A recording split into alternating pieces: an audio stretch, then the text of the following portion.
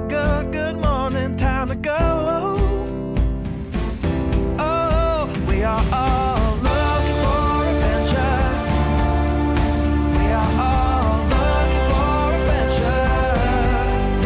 We are all... Welcome back to the 3x5 Live podcast. On this podcast, we talk about mindset, mindfulness, productivity, everything self-development. Last week, Jesse did a little solo act. This week, I'm doing a little solo act.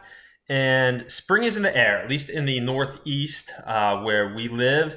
And I thought it was a good time to talk a little bit about goal setting, things that we, strive for at the beginning of the year, because the season change like this, the drastic season change of spring, the rebirth, can either make you get off your pattern of habits, or maybe you start to double down because it's, beach body season or whatnot. For me, it kind of takes me off of my game because now there's more temptations. There's more things that can pull me out of my routine, playing golf or hanging out late at night because the sun's still up at, 8 p.m. or whatnot. So I thought it was a good time to talk a little goals. And this leading motivational psychologist, Heidi Grant Halvorson, wrote the most successful blog in Harvard Business School's history. And it's called 9 Things Successful People Do Differently. So obviously that title got me jazzed. And then after reading the 9 Things Successful People Do Differently, I got even more pumped because I realized at the very end of it, we can all do this. There's no magic sauce. There's nothing like crazy. It's just like the fundamental things we talk about on this podcast all the time. So Heidi summarizes it like this.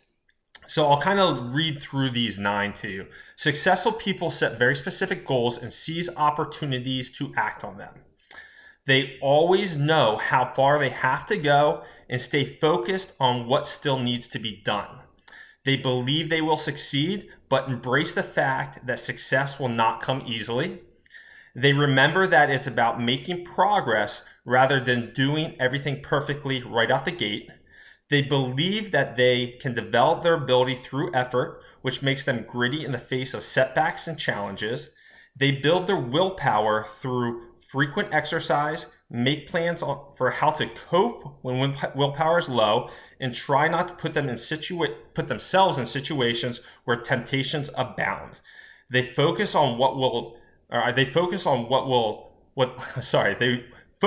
what they will do rather than what they won't do. So those are the 9 things that successful people do.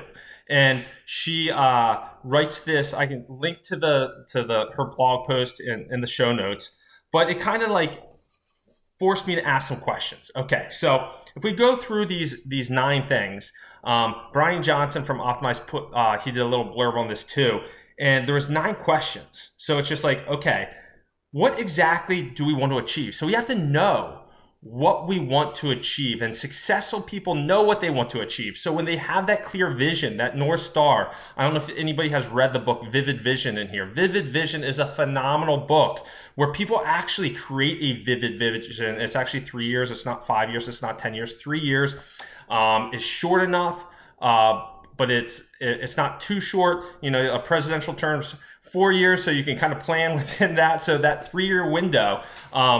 And these vivid visions that they create, they actually take them and show them to bankers when they're trying to get funding for a big project. They show them to their teams. They hang them in their offices. So successful people know what they want to achieve. So what do you want to achieve? What is your North Star? And then the next question, is now a good time to go for it? So, all right, I have my vision. Is now the right time? My wife just gave birth. No, it's not a good time because I'm going to be tied up with a newborn. That's the season I'm in. So being really honest with yourself, I want to achieve this goal, but is now the right time? How far do you have left to go to hit your target?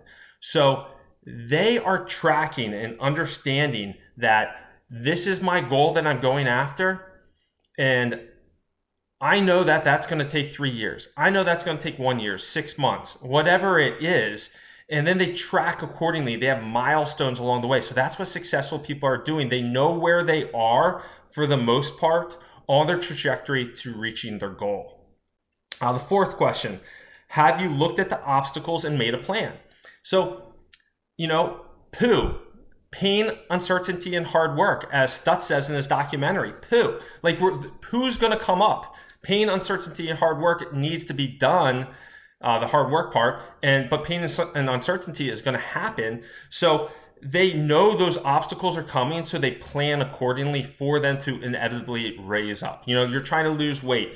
You're inevitably going to have a vacation, a party, whatever your goal is. So you plan for those obstacles. You plan by doing food prep when you're going to that party, whatever that is. The fifth question is, do you have a growth mindset rather than a fixed mindset? That's just fundamental. So, Carol Dweck's book, Mindset, is fantastic if you have not read it. And it really breaks down in a great way of growth versus fixed mindset. And after that clicks in your brain, suddenly you're going to be like, holy cow, my dad has such a fixed mindset, or that coworker. Like, you just start recognizing people by, their growth or fixed mindset. And you want to be around people that have growth mindsets because they're going to help you achieve your goals.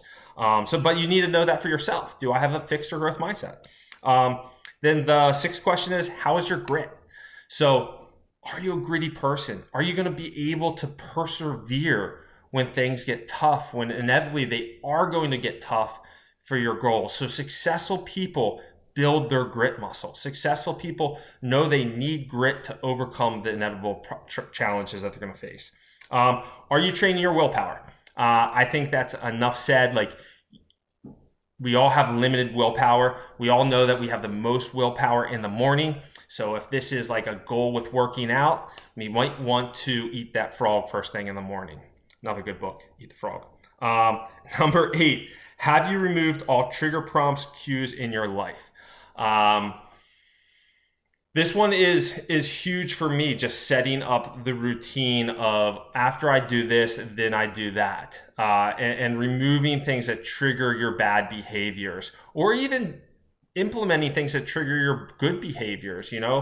After I brush my teeth, I meditate. Those types of triggers and cues in your life, good or bad, really set you up for success when you're trying to achieve a goal or trying to eliminate something. Like, don't bring the chips in the house, And the last one is, what are you going to do to achieve all that you want?